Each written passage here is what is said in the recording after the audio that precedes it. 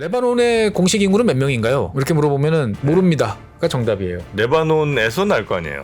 레바논에서 몰라요. 자기네 나라 국민 숫자를 예, 인구 센서스 안 합니다. 안 해요? 예, 1934년인가 한 게 마지막일 거고 국가 독립 이후에 단 한 번도 공식적으로 인구 조사를 안 해요. 왜 안 해? 종교하고 밀접한 관련이 있어요. 종교 정치가 얽혀 있어서 인구에 대한 낱낱이 이게 딱 밝혀지면 정치적 격변이 일어날 수 있어요. 그렇기 때문에 모두가 원치 않아요. 아니 근데 그러면 안 될 것 같은데. 그래서 최준영 박사의 지구본 연구소, 오늘도 전 세계 이야기 여러분께 전해드리겠습니다. 반갑습니다. 정프로고요. 네, 최준영입니다. 네, 오늘은 어디 갈까요? 네, 요즘에 또 이제 너무 국제 정세 이야기만 또 하면 네, 또 나라 이야기를 듣고 싶어 하시는 분들의 또 불만이 있다 보니까 네. 예, 적절히 섞어서 나라 이야기를 한번 해보도록 네. 하겠습니다. 어느 나라입니까? 최근 들어서 이제 이스라엘과 관련된 중동 갑자기 또 관심이 높아지다 보니까 네. 지난 시간에 이제 헤즈볼라 네. 이야기를 많이 해드렸고 헤즈볼라 이야기하다 보면 계속 나오는 등장하는 나라가 레바논. 레바논. 네. 그래서 오늘은 레바논에 대한 이야기를 좀 해보려고 합니다. 이스라엘 북쪽이죠. 예, 네. 아주 쉽습니다. 지도를 보시면 네. 간단해요. 레바논이라는 나라는 지중해 동쪽에 있습니다. 그러니까 서쪽은 다 지중해로 이제 돼 있는 거죠, 보면은. 그리고 여기가 이제 레바논이고, 네. 레바논이 이렇게 초록색으로 표시되어 있고요. 주변 지역은 삥 둘러가지고 다 시리아예요. 시리아고. 예. 그리고 이스라엘과 접경을 하고 있는 거죠. 예. 그러니까 딱 이웃 국가는 두 나라. 시리아, 이스라엘. 그러네요. 예, 단촐한데 참 골치 아픈. 대부분의 국경선은 저 시리아와 예, 맞닿고 그렇습니다. 있고. 예, 남쪽으로만 이스라엘과 이제 접경을 하고 있고요. 네. 보통 이제 지구본 연구소에서 이야기를 하다 보면 다 대한민국의 몇 배 이렇게 이야기를 하는데 네. 여기는 대한민국보다 작은 오래간만에 만나는 나라입니다. 한 대한민국의 한 반쯤 돼요? 10분의 1. 10분의 1? 예. 되게 작네요. 예, 면적이 이제 1400제곱킬로미터입니다. 대한민국이 10만 제곱킬로미터니까 한 경상남도쯤? 그러네. 예. 작은 나라예요. 진짜 작네. 예, 작은데 이제 한쪽으로 좀 길죠. 예. 그래서 국토 이제 남북 이렇게 그 아래 위로 이렇게 하면은 그쪽이 한 213km. 네네. 그 다음에 이제 동서 폭으로 하면 한 55km 정도 되는 이제 작은 나라입니다. 네. 작은 나라인데 이 레바논이라는 나라는 신기한 것도 많고 복잡한 것도 많고 또 오래된 어떤 동네이다 보니까 네. 성경에도 정말 많이 등장하는 이제 그런 이제 나라이기도 한 거죠. 네네네. 그래서 정식 나라 이름은 국호는 이제 레바논 공화국이고요. 아랍어로 부르면 이제 루브난 공화국이 되는 거고. 레바논, 루브난. 예. 네. 그다음에 이제 공용어인 프랑스어로 하면은 이제 리방 공화국이 됩니다. 레바논. 예, 그거를 영어식으로 읽으면 레바논이 되는 레바논이고. 거죠. 네. 이 동네는 얼핏 생각하면 레바논 그러면 우리가 뭐 중동에 있는 거네. 또 사막이겠구나. 또 사막이겠구나라고 생각하지만 이 나라는 사막은 없습니다. 사막은 없고 네. 지형이 되게 독특해요. 그러니까 해안 지역은 그러니까 네. 베이루트 수도인 베이루트가 있는 해안 지역은 일단은 평야. 근데 이제 이 레바논이라는 나라 이름 자체가 이 레바논 산맥이라고 있어요. 네. 이 산맥에서 땄는 건데 레바논 산맥이 있고 그 다음에 그 옆에 베카 계곡이 있고 그 옆에 다시 또 안티 레바논 산맥이라고 그래가지고 네. 이 지형이 이제 복잡하게 연결이 되는데 한번 좀 지도를 볼까요? 이제 왼쪽 요 해안선은 평야예요. 네. 쭉 평야인데 여기 보면 갑자기 울뚝 솟아 있죠. 보면은. 네. 예, 여기가 이제 레바논 산맥입니다. 그러다가 갑자기 푹 꺼져요. 네. 여기가 이제 베카 계곡이라고 예전에 이제 시리아랑 이스라엘이 몇 번 이제 붙었던 그 계곡이 있고 그다음에 여기 다시 보면은 이제 시리아랑 접경 지역에 또 안티 레바논 산맥이라고 이제 있습니다. 국토도 좁은데 산이 엄청 많네요, 여기는. 그렇죠. 그러니까 이제 이 국토 방향을 따라서 남북 방향을 따라 가지고 이렇게 네. 쭉쭉 가는데 상당히 지형이 재밌어요. 그래서 이 우측 하단에 보시면 베카 계곡에서 바라본 풍경인데 어떻습니까? 멋있죠. 네. 그러니까 중동 지역인데 눈이 있어요. 만년설이 있어요. 그래서 이 산이 높은가 보네요. 예, 높습니다. 보면은 어떻게 보면은 옛날 성경 시절, 그러니까 네. 고대 그리스인, 뭐 페니키아, 여기가 원래 고대 페니키아 지역이잖아요. 그러니까 이제 구약성서나 이런 데서 보면 이 지역이 얼마나 신기한 동네겠어요. 덥고 뜨겁고 막 이런 지역인데 저쪽엔 눈이 있고 갑자기 눈을 덮어쓴 하얀색 산이 이렇게 보이는 이런 지역은 상당히 특이할 수밖에 없는 거죠, 보면은. 그래서 이 레바논은 또 해안 지역은 또 이 바위 해변, 모래가 또 갑자기 또 이렇게 막 서로 섞여요. 그러니까 되게 아름다운 지역들이 이제 되게 많아서 예, 관광지로도 꽤 각광을 받는. 사람 살만한 땅이 이렇게 많지는 않겠네요, 보니까. 그렇죠. 주로 이제 바닷가 쪽. 예. 그런데 이제 오래전부터 사람들이 살던 지역이다 보니까 인구 밀도는 상당히 높은 이제 그러한 동네다라고 볼 수는 되겠고. 그래서 이제 화면에 보이시는 이 만년설에 네네네. 있는 이 산은 이제 쿠르나트 알 소다라고 그래서 3,000m 정도 됩니다. 예, 다른 쪽에서 바라보면 이렇고 실제로 이제 트레일 산이 완만해가지고 이렇게 네. 그냥 올라갈 수도 있어요. 차 타고 차 이제 바퀴들이 있죠. 이제 보면 자국들이. 네. 예, 그래서 해발 3,088m니까 한라산보다 이제 한참 높은 거죠. 보면은. 그래서 이 아까 말씀드렸던 이 레바논 산맥이라고 하는 쪽은 쭉 남쪽으로 이어져 있죠. 네. 그래서 이스라엘 쪽까지 뻗어 있습니다. 그래서 쭉 내려가서 이게 이제 이스라엘 쪽까지 내려가면은 이제 갈릴리 아. 예, 그쪽까지 연결되는 네. 예, 그러한 이제 지형이다라고 보시면 되겠습니다. 그러니까 뭐 이 여기도 지도에서 보시면 경사가 되게 급해 보이잖아요. 네. 쭉 올라갔다가 툭 떨어지는 것 저긴 같은. 좀 춥고 예. 해안가 쪽은 좀 따뜻하고 해안가는 당연히 전형적인 지중해성 기후입니다. 날씨 좋고. 그래서 겨울철에 우기, 그래서 11월 달부터 3월 달까지 네. 뭐 약간 비가 좀 오긴 하지만 네. 여기는 아마 전 세계에서 맑은 날씨가 제일 오래 지속되는 아 그래요? 예, 동네이기도 합니다. 어. 예, 그래서 이제 이 레바논의 수도인 베이루트 같은 경우는 뭐 한때 이제 이쪽 중동 지역의 파리라는 정도로 할 정도로 베이루트. 예, 일단은 날씨가 좋아야 사람이 많이 몰려 살잖아요. 예, 그러한 지역이기도 합니다, 보면은. 그래서 이 레바논이라는 지역 국가를 설명하는 데 있어서 이 국기를 보시면 이 나라의 상징을 금방 알 수 있어요.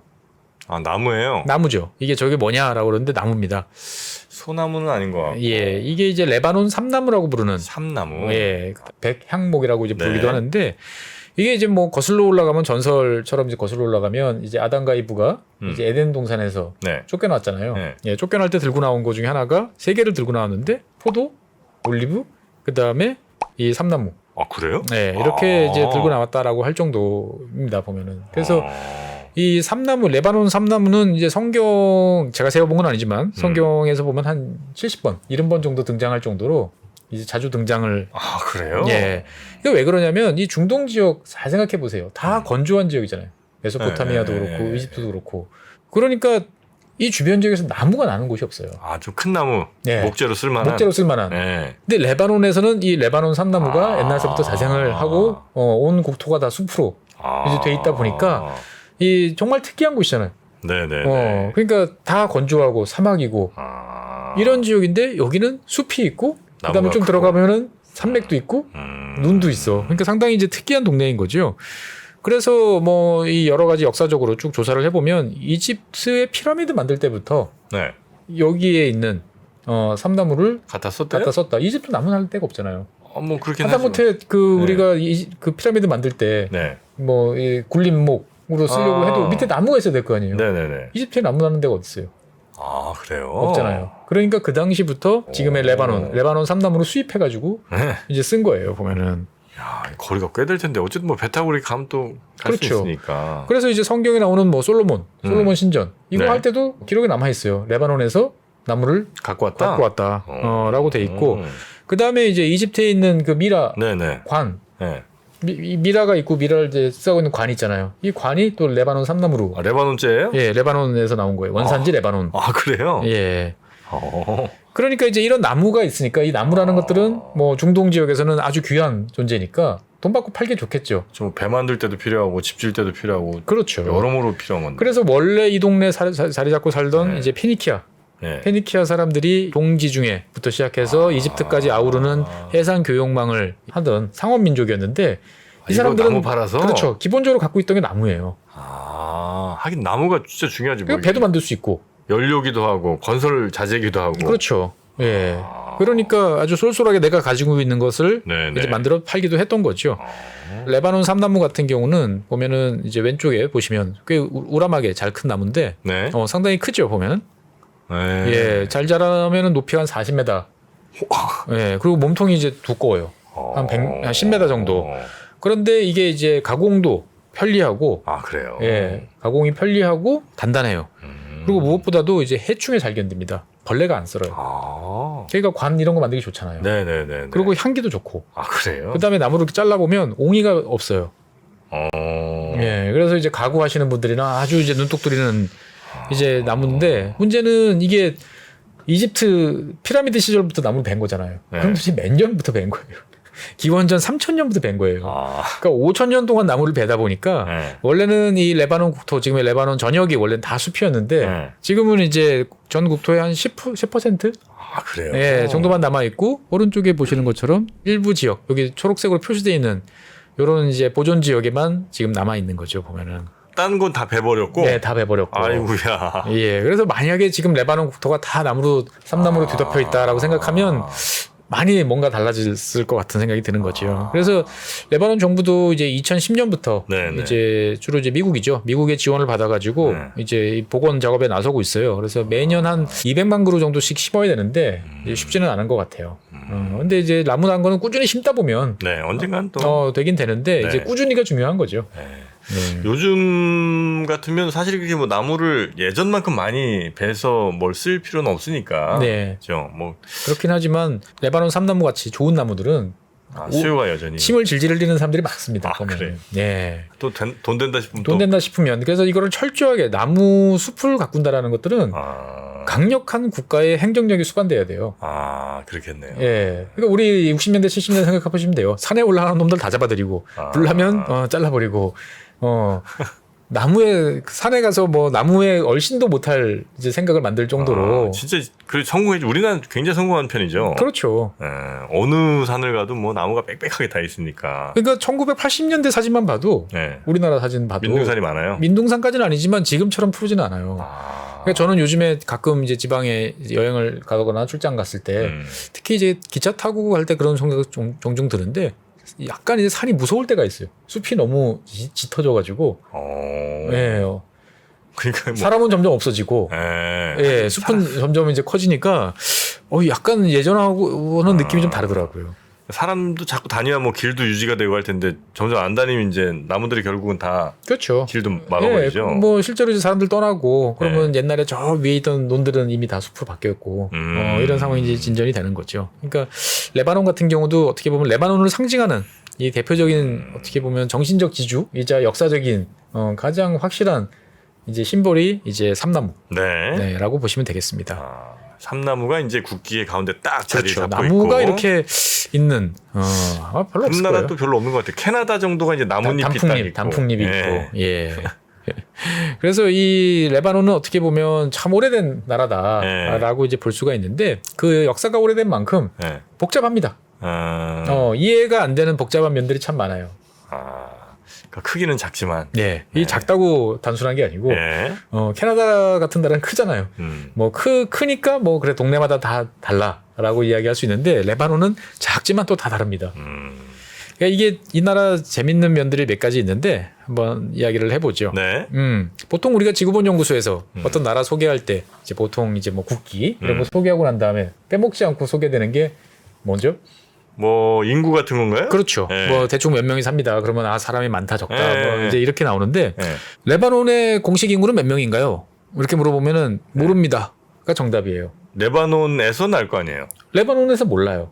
자기네 나라 국민 숫자를 예, 인구 센서스 안 합니다. 안 해요? 예. 1934년인가 한 게 마지막일 거고, 예, 국가 독립 이후에 단 한 번도 공식적으로 인구 조사를 안 해요. 왜 안 해? 이거는 이제 뒤에서 다시 말씀드리겠지만 종교하고 밀접한 관련이 있어요. 종교 정치가 얽혀 있어서 인구에 대한 낱낱이 이게 딱 밝혀지면 정치적 격변이 일어날 수 있어요. 그렇기 때문에 모두가 원치 않아요. 아니 근데 그러면 안 될 것 같은데. 그래서 대략적으로 추산을 합니다. 인구를. 예, 인구를 추산을 해요. 그래서 2022년 기준으로 예. 한 530만 명 정도 된다. 많네요. 예, 라고 이야기를 합니다. 그런데 이제 이 530만 명이 다 레바논 사람이냐는 아니고요.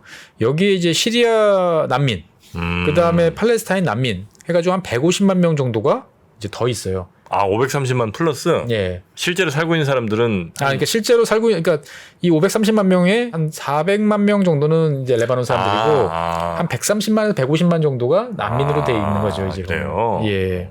난민 숫자가 인구에 비해 너무 많네요. 그렇죠. 그러니까 이 작은 나라에 네. 뭐 딱 봐도 먹을 거 별로 없어 보이는 레바논은 이제 최근 들어서 이제 이스라엘하고 타협을 봐가지고 해상 가스전을 확보를 했는데 네네. 그 전까지는 석유도 안 나는 이제 그런 나라인데 네.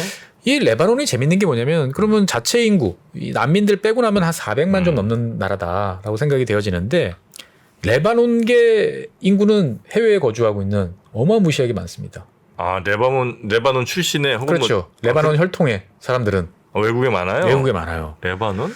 대표적인 게 브라질. 브라질? 브라질에 있는 레바논계 브라질이라고 보통 부르죠. 우리가 뭐 네네네네네네. 미국에 있으면 한국계 미국인 이렇게 네. 부르는 것처럼 레바논계 브라질인이 700만 명이 넘어요. 700만이요? 예, 그 나라 인구보다 더 많아요, 레바논보다? 그렇죠. 본토보다 더 많은 거죠. 그다음에 옆 나라인 아르헨티나. 네. 아르헨티나에도 한 150만에서 130만 정도 되는 걸로 알려져 있고요. 그러니까 중남미 지역에 되게 많아요. 왜 이렇게 많이 갔대요, 거기? 그렇죠. 그러니까 예전에 이 레바논은 우리가 지금 레바논 그러면은 무슬림 이렇게 생각하지만 네. 20세기 초반까지만 해도 레바논 그러면 기독교 국가였어요. 그러니까 아랍인인데 기독교를 기독교인이. 믿는 이런 사람들이 많았던 거죠. 그러니까 남미나 이런 쪽으로 이민 갔을 때 쉽게 섞이고 뭐 별 거부감 없이 뭐 피부색이 좀 짙긴 하지만 뭐 지금 원주민 뭐 하고는 다르잖아요. 네네. 아, 너 넓게 그냥 유럽으로 쳐줄게. 이렇게 이제 되다 보니까 우리 대접받네. 라고 그래서 이제 많이 몰려간 거죠. 네네네. 그래서 뭐 세계 2위 재벌, 1, 2위 재벌 정도 되는 멕시코 대부도 레바논계 로 알려져 있고요. 그 다음에 이제 남미뿐만 아니고 아프리카에도 되게 많이 있어요. 예, 아프리카에 이제 상업을 이제 좌지우지하는 세력이 몇 세력이 있는데 네. 대표적인 게 인도. 그 다음에 이제 중국 사람들도 요즘에 많아졌지만 네. 전통적으로 레바논계가 이제 아주 강합니다. 그래서 아주 대부호 네네. 들이 많아요. 그러니까 이 레바논 사람들은 이 상업적 기질, 그러니까 수천 년 전서부터 페니키아 그러네요. 그 예. 시절부터 이제 사고 팔고 돌아다니고 무역하는 거기 때문에 뭐 떠나고 뭐 이런 거에 대해서 별로 이제 개의치 않는 거죠. 예, 상당히 재밌는 나라인 거죠. 전 세계에 어마어마한 레바논계 그렇죠. 본국보다 훨씬 더 많은 사람들이 예, 살고 계시고 살고 있고. 그 다음에 이제 이 나라가 복잡한 것 중에 하나가 대표적인 게 종교입니다. 지도를 한번 이제 보시죠. 네. 무슨 지도예요 이게? 이게 이제 종교입니다. 종파 지도를 표시하는 거예요. 아 이게 무슬림이 그냥 무슬림이 아니고 예, 시아, 순니 정확히 나누고요. 네. 그 다음에 기독교도 그냥 기독교가 아니고 마론파, 그 다음에 뭐 그리스 종교, 그 다음에 로마 카톨릭, 그리스 카톨릭, 아르메니아 종교, 뭐 이렇게 이런 식으로 쫙 나눠서 이게 매우 중요해요. 레바논에서는 이게 목숨만큼 중요한 거예요. 되게 다양하네요. 그래서 이 레바논은 공식적으로 어떻게 보면 종파 간의 연합, 타협으로 만들어진 나라예요. 예. 그래서 여기는 한 10개 정도 되나요, 그죠? 여기서는 18개 종파가 공식적으로 인정을 받습니다. 즉 그 말은 뒤집어 말하면 뭐냐? 18개 종파는 네. 정치적 영향력을 인정받는 세력이에요. 각자. 그래서 18개 종파는 다 의원 수가 배당이 돼 있어요. 예. 그래서 저기 인구조사 안 하는구나. 그렇죠. 그게 줄어드니까. 그렇죠. 줄어들면 그러니까 처음에 배분을 했는데 예. 야, 씨, 너희들은 우리보다 훨씬 인구 적은데 적은데. 우리가 더 많잖아. 우리 좀 늘려줘라고 하니까 서로가 피하고 싶은 거예요. 그래서 보면은 찾아보면 일단은 기독교. 예. 기독교 계열이 12개 종파입니다. 18개 중에. 예. 네. 근데 12개가 이제 보면은 제일 많은 쪽이 이제 마론파 가톨릭. 마론파는 못 들어봤는데. 예. 이 마론파라는 것은 이제 마룬이라는 이름의 이제 한 5세기경에 있던 수도자, 수도승 이름을 딴 이제 종파인데, 여기는 정통 카톨릭하고 그러니까 좀 달라요. 저도 이제 신학은 잘 모르지만 네. 보통 이제 예수님에 대해서 예수님은 양성 양이 뭐 그래가지고 이제 신적이자 인간적인 네네네네네네. 양쪽을 다 가지고 있다라고 이야기하는데 이 마론파는 아니다. 예수라는 존재는 그냥 신적인 존재일 따름이지. 이렇게 인간적인 게 아니다. 그렇게 이야기하기 때문에 이 사실은 처음에 그 기독교가 등장했을 때는 이런 게 없다가 점점 가면서 이게 단성론, 뭐 양성론 해가지고 서로가 이제 많이 싸웠죠. 네. 그러면서 양성론이 신과 예수는 신이자 인간이자라고 하는 이게 이제 주류가 되면서 이단으로 몰린 거죠. 그러면서 이 사람들이 이제 박해를 피해가지고 네. 아까 말씀드렸던 그 레바논 산맥 험준하잖아요. 여기에 이제 숨어 있었어요. 네네네. 그래서 이 로마나 이쪽에서는 얘네들이 있는 줄도 몰랐어요. 그러다가 이제 그 10세기 경 이제 십자군 전쟁 때 이쪽에 와 보니까 있더라는 거예요, 보면은. 그래서 처음으로 이제 교황청하고 이제 연결이 이제 되면서 세상에 알려지게 됐고. 그래요. 그리고 이제 19세기 때 이제 프랑스가 이 지역에서 세력을 넓히면서 프랑스의 지원으로 이제 보면 세력이 커졌죠. 그래서 이제 마론파 카톨릭 교도가 전체 인구로 따지면 제일 많다. 원래 이제 독자적으로 쭉 잘 지켜오다가 이제 나중에 유럽 카톨릭이랑 또 연결이 되고 후원도 받고. 그래서 이 마론파 카톨릭 같은 경우가 전체 의석수에서 제일 많은 수를 점유를 하고 있어요. 네네네. 예. 그 다음에 이제 뭐 그리스 정교도 있고요. 그리스 카톨릭, 그 다음에 네. 개신교, 우리 보통 프로테스탄트 네. 그것도 있고, 로마 카톨릭, 아르메니아 종교, 아르메니아 카톨릭, 시리아 종교, 칼데안, 아르시안, 콥트 해가지고 콥트. 12개가 공식적으로 인정받는 기독교 계열이에요. 아, 다 복잡하죠. 네. 여기가 인구수가 적진 않은 모양이죠, 그래도. 무슬림에 비해서 많이 적은가요? 그러니까 이게 이제 비밀이 뭐냐면은 네. 처음에 이제 나라를 만들 때쯤 돼서는 네. 기독교가 많았어요. 아, 근데 점점 무슬림들이 무슬림이 많아요. 지금은 다 알아요. 무슬림이 많다는 거. 아, 근데 얘기를 안 하는 얘기를 별로 하고 싶지 않은 거죠. 불만도 서로 있고. 네. 그래서 이제 마론파가 일단은 뭐 단일 그걸로서 보면 제일 많다라고 일단 이야기가 되는 이제 그런 집단이고, 네. 이슬람은 이제 4개입니다. 이슬람이 왜 4개지? 시아 순니 있고 그렇죠. 그 다음에 옆에 이제 시리아 쪽에서 이제 많이 있는 알라위. 알라위. 예, 알라위가 있고. 네. 그 다음에 이제 이스마일리라고 또 있어요. 이스마일리? 예, 이스마일리라고. 그러니까 이제 이슬람도 되게 분파들이 크게 보면은 시아와 순니지만 네. 그 안에 보면 자잘한 종파들이 되게 많은데 그 중에 이제 4개가 여기 레바논에서 자리 잡고 있는 거죠. 예. 그래서 시아와 순니는 서로 비슷해요. 네네. 머릿수가 또 예, 균형을 이제 맞추고 있는 그런 존재고. 그러면 기독교 계열이 12개. 그 다음에 이슬람 계열이 4개. 그럼 16개잖아요. 네. 18개가 공식 종교라고 그랬는데 두 개는 또 뭐예요? 하나는 유대교. 아, 유대교도 있어요? 예. 그러면 나머지 하나는 뭐냐? 드루즈라고 있습니다. 드루즈. 드루즈는 뭐예요? 드루즈는 이거는 이제 분파로 따지고 올라가면은 시아파예요. 시아파에서 갈라져 나온 거예요. 그럼 무슬림이죠. 무슬림인데 이슬람과 차이가 커요. 아, 그래요? 이거 어떻게 차이가 크냐? 가장 쉽게 말씀드리면은 여기는 약간 불교적이에요. 윤회, 환생. 아, 그래요? 예. 이게 이제 아까 말씀드렸던 이제 알라위 파도 이제 이 환생 뭐 이런 것들 인정하긴 하는데, 잠깐 이 드루즈는 많이 달라요. 그러다 보니까 이제 이단으로, 이슬람에서는 이단으로 네, 이제 네, 박해를 이제 많이 받는데, 이 레바논에서는 여기저기 집단으로 수십만씩 또 이렇게 거주를 하고 있는 거죠. 네. 그러니까 이제 이 종교가 왜 중요하냐? 이렇게 많은 종교 집단들이 레바논에 원래 있었어요. 근데 우리가 원래 나라를 하나 만들려면 타협을 봐야 되는데, 네. 이 나라에선 제일 중요한 게 종교 지도자들끼리 타협을 보는 게 제일 중요했던 거죠. 네. 그래서 1943년에 레바논을 건국을 하면서 공식 문서는 아닌데 국민협정이라는 것을 체결을 합니다. 그래서 당시, 그러니까 1943년 기준으로 알려져 있는, 그 당시에 알려져 있는 규모에 따라서 종파별로 나눠 먹기를 합니다. 그래서 단순히 국회의원 숫자 정도를 나눈 게 아니고 국가 전체를 나눠요. 그 무슨 말이냐? 대통령은 무조건 마론파 카톨릭에서 나와야 돼요. 아, 그래요? 예. 당시에 이제 마론파가 제일 많았기 때문에 네. 지금까지도 대통령은 무조건 마론파예요. 그 다음에 군 참모총장도 마론파예요. 이거는 불문율이에요, 레바논에서. 약간 좀 불만 생기겠는데. 그 다음에 그러면 총리는 누가 하느냐? 네. 이거는 순니예요. 아, 대통령은 마름파 기독교. 예. 그다음에 총리는 순니. 쪽. 예. 시아는? 그 다음에 시아는 국회의장을 가져갑니다. 아, 잘 나눴네. 예. 그 다음에 이제 그리스 종교도 꽤 많아요. 그리스 종교도 꽤 네. 많았는데, 그럼 그리스 종교는 누굴 가져가느냐? 국회 부의장, 부총리. 부자 들어간 거 2개를 가져가요. 아, 그 다음에 아까 이제 말씀드렸던 드루즈라고 하는, 네. 이 도대체 듣도 보도 못한 이 종파는 군 사령관, 그러니까 이제 참모총장 밑에 있는 사령관은 또 여기가 또 가져가는 식으로, 이렇게 이제 나눠가는 거죠. 아, 근데 이거 좀 그냥 잘 유지되기가 좀 쉽지 않은 그림 아닌가 이렇게 되면? 그러니까 이게 보면은 비합리적이죠. 비합리적이죠인데 이거를 만약에 이제 자 우리 인구 비례로 까자, 이런 거 다 없애버리자. 라고 그러면 지금 이제 나름대로 그 나름의 자기들 질서가 질서를 깨는 거예요, 보면은. 그러니까 종파 간의 기득권이 무너지는 거죠. 그러니까 공식적으로 조사를 할 수가 없는 거예요, 인구 조사를. 하긴 또 이게 종파가 딱 2개면 오히려 더 싸울 것 같은데 워낙 여러 개니까 또 막 워낙 복잡한 이 힘의 관계 때문에 그렇죠. 평화가 좀 유지될 수도 있겠네. 그렇죠. 그래서 원래 네. 독립한 다음서부터는 꽤 오랫동안 네. 기독교 계열이 54개, 54석. 그다음에 무슬림 세력이 45. 이게 이제 나눠서 딱 해봤어요. 서로 쿼터에서 그 안에서 이제 자기들끼리 뽑는 거였는데. 아, 99석이네요. 그럼. 예. 네. 그런데 이제 누가 봐도 야 무슬림이 많아졌잖아. 이게 이제 불만이 터져 나오는 거죠. 무슬림에서는 불만이죠. 머리로 셀 필요도 없이 그냥 무슬림이 더 많은데 왜 우리 국회의원 수에 적냐. 그래서 1989년서부터는 이제 기독교와 이 무슬림이 동수로 가게 됩니다. 네. 그래서 기독교와 무슬림은 동수예요. 그리고 이제 그 안에서 다시 나눠 먹기를 하는 거죠.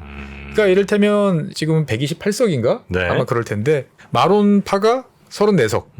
그 다음에 순니가 27석. 그러면 인구가 아까 순니랑 시아랑 비슷하다고 그랬잖아요. 네. 그래서 시아도 27석. 딱 똑같아요. 순니 시아. 그 다음에 그리스 정교가 14석. 네. 그 다음에 뭐 드루즈가 8석. 뭐 이런 식으로 이제 지금은 나눠서 양쪽이 똑같다라고 그러는데 여전히 무슬림 쪽은 불만이 많아요. 인구가 훨씬 더 많은데 우리가. 지금 대충 뭐 공식 통계가 없으니까 뭐라고 말은 못하지만 뭐 이렇게 추산한 자료들을 보면 대체적으로 무슬림이 한 55%에서 60% 정도 되는 것 같고 기독교가 한 40% 정도 되는 것 같다라고 이야기를 해요. 그러면 네. 체계를 이렇게 바꿔야 되느냐? 그것도 이제 반대하는 거죠, 이제 보면은. 그러니까 이제 사실 쉽지 않은 이제 이야기인 거죠. 그래서 네. 이 레바논이라는 국가를 이해하려면 이 종파 간의 나눠먹기, 갈라먹기 시스템을 이제 받아들이고 이해를 하지 않으면 납득이 안 되는 거죠. 근데 이렇게 종교가 다양한데 저 뭐 언어는 하나 써요? 언어는 이제 공식 언어는 레바논 아랍어, 그러니까 아랍어죠. 아랍어인데 아랍어를 이제 쓰고. 레바논 방언인데 네. 프랑스어를 많이 쓰죠. 옛날 그래요? 프랑스 영향을 많이 받았으니까. 네네. 그래서 전체 국민의 한 절반 정도가 이제 프랑스어를 사용한다라고 돼 있고 영어도 많이 씁니다. 도시 지역에서는. 네. 그리고 이제 프랑스어를 매일 쓴다.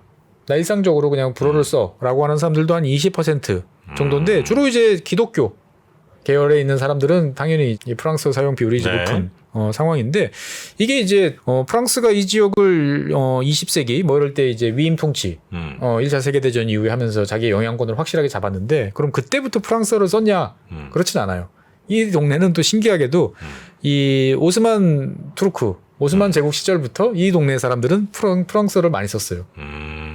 예, 그러니까 오스만 투르크 엘리트 네. 좀 배운 사람들이 이쪽 출신들이 많았는데 이 사람들이 이제 유럽과 교류를 하면서 자연스럽게 이제 불어를 익히게 됐고 당시에 유럽 전체에서 좀 교양 있는 사람들은 불어를 다 썼으니까 그래서 여기가 유달리 이제 프랑스어를 좀 많이 네, 원래 네, 쓰던 네, 네. 그러다 보니까 프랑스가 그럼 여기는 내 세력권이라고 하게 된 이제 이런 거죠. 그래서 여기는 정부 문서가 아랍어가 기본이긴 하지만 웬만한 문서에는 프랑스어가 같이 이제 병기되는 것도 있고 네. 그러다 보니까 이 동네는 이 신분증이 두 가지입니다. 신분증이 예, 신분증이 두 가지일 이유는 뭐 있어요?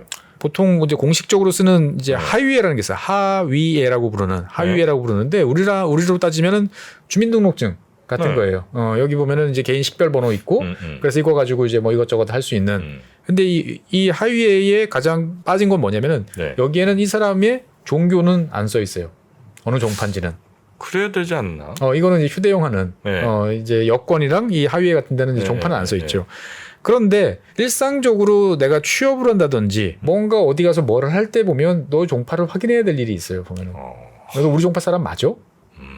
증명해봐. 왜냐면 생긴 거 이거 가지고는 잘 안 되는 거죠. 네네네.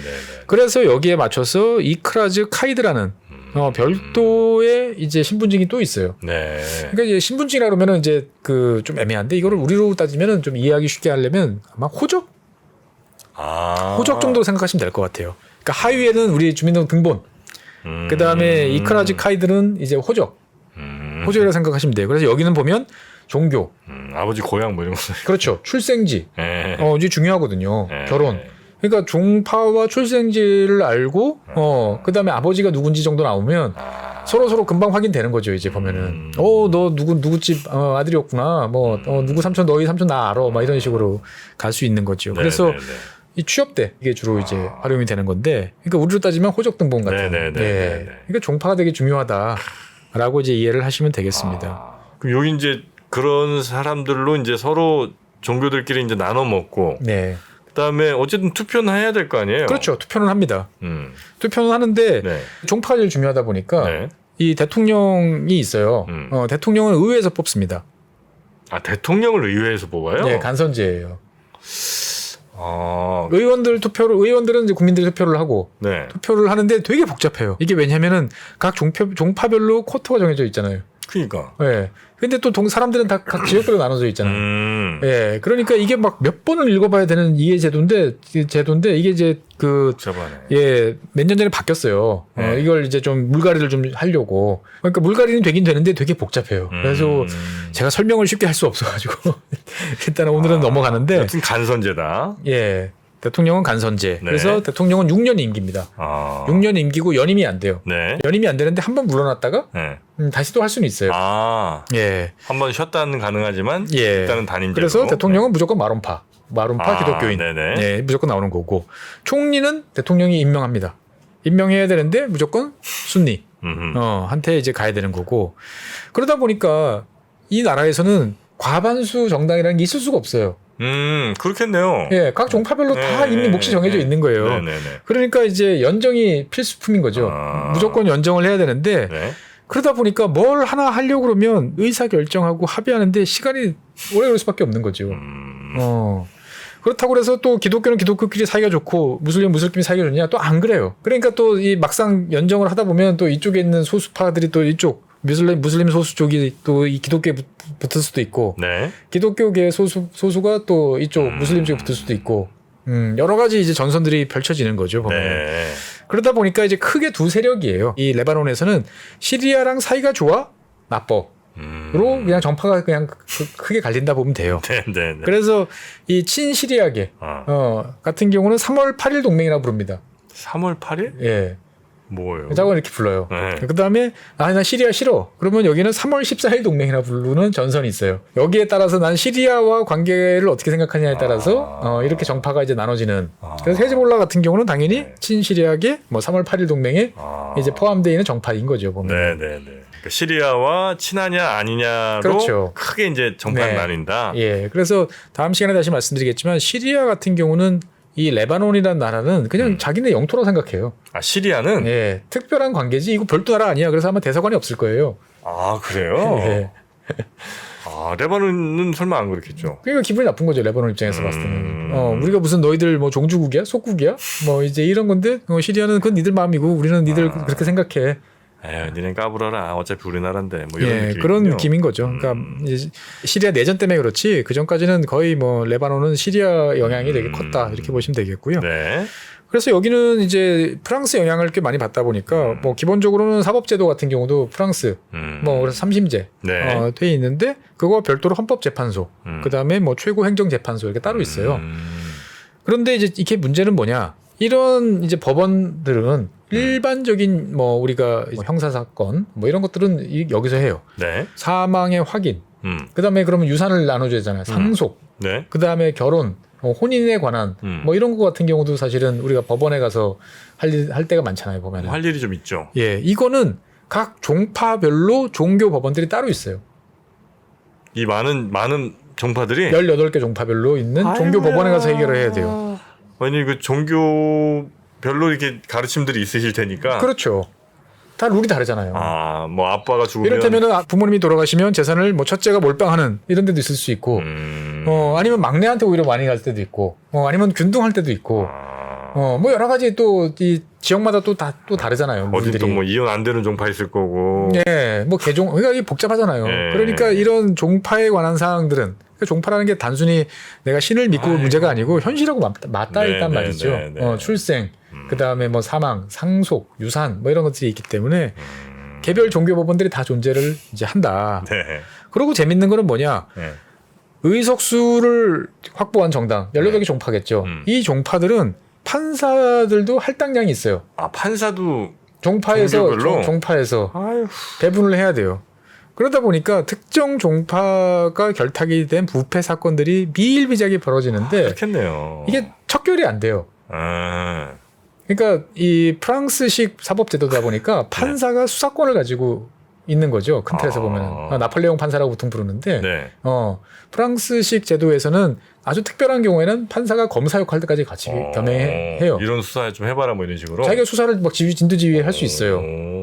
근데 이제 프랑스 같은 경우는 그런 실제로 그 권한을 쓰는 경우가 매우 드문데 어쨌건 본인이 이제 수사권까지 보유하고 있는 거예요, 판사가.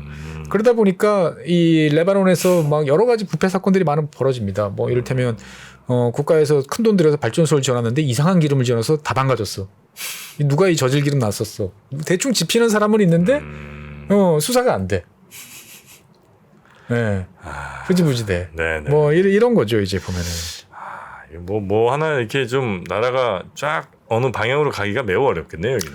그러니까 나라가 있고 종교가 있는 게 아니고 종교가 있고 나라가 있는 거죠. 종파들 간의 타협책으로 나라가 등장한 나라이기 때문에 이게 이제 룰인 거죠. 네. 그러니까 뒤집어 보면 또 한편으로 보면 기독교와 무슬림이 어떻든 간에 한 지붕 안에서 서로 주고받고 타협하고 딜하고 하면서 살아가는 동네예요. 그 드문 동네네요. 드문 동네예요. 네. 그리고 선거도 매번 정상적으로 하고 그러니까 헤즈볼라 같이 총 들고 설치는 친구도 있는가 하면 또 이제 아주 전통적인 또 고풍스러운 옷을 입고 있는 또 그 기독교 세력들도 있고 네. 또 이 와중에 보면은 뭐 다음 시간에 말씀드리겠지만 사람들은 자유분방해요. 레바논 사람들은 네, 그래서 이제 유명한 연예인들, 그러니까 중동 지역의 이 연예인들은 다 레바논 출신들이 되게 많죠. 그래요? 네. 그러니까 뭐 무슬림이지만 또 뭐 술 돌아다니는 동네이기도 하고. 그러니까 어떻게 보면 서로를 배척하고 처단하고 없애버리려고 뭐 어떨 때는 그랬죠 여기도. 열 받으면 총 들고 설치기도 했지만 또 다른 한편으로 보면 그래 뭐 니도 아브라함의 자손들이지 뭐 우리도 아브라함의 자손들이야 뭐 이러면서 또 나름대로 또 그냥 서로 또 어울려 다니기도 하는 그러한 동네이기도 한 거죠. 네네. 야 레바논. 재밌죠? 이스라엘의 북쪽에 있는 조그만한 대한민국 10분의 1만한 우리나라 또 도 하나 정도 되는 경상남도랑 비슷할 겁니다. 네. 예. 하지만 그 안에 또 헤즈볼라가 남쪽을 또 장악하고 있고 18개의 종파. 아휴. 예. 대통령은 딱 정해져 있어요. 종파별로. 그래서 내가 대통령 하고 싶으면 마론파가 돼야 됩니다. 네, 이런 복잡한 나라 네. 레바논 이야기 혹시 다음 시간에 좀 이어서 네, 할 게 많아요. 레바논은. 네, 알겠습니다. 그러면 다음 레바논 이야기는 우리 박사님께 또 청해 듣도록 하겠습니다. 자, 오늘도 함께해 주신 법무부 인율촌 최준영 박사님 고맙습니다. 네, 감사합니다. 복잡하고 어렵게 느껴지는 재무제표와 용어들. 친절한 투자 멘토 사경인 마스터가 매주 새로운 콘텐츠로 알기 쉽게 설명해드립니다. 재무제표 분석과 포트폴리오 구성, 뭐 양대 재무제표라고 그러면 대차대조표랑 손익계산서가 있거든요. 매수 매도 방법, 이때 사는 게 좋겠네. 이렇게 사면 좋겠다. 근데 이렇게 살려면 뭘 해야 되냐면요. 나머지 3분의 1은 놔둬봅니다. 어디까지 가는지. 실전 투자 팁까지 알려드립니다. 오직 3프로 멤버십에서만 만나실 수 있습니다.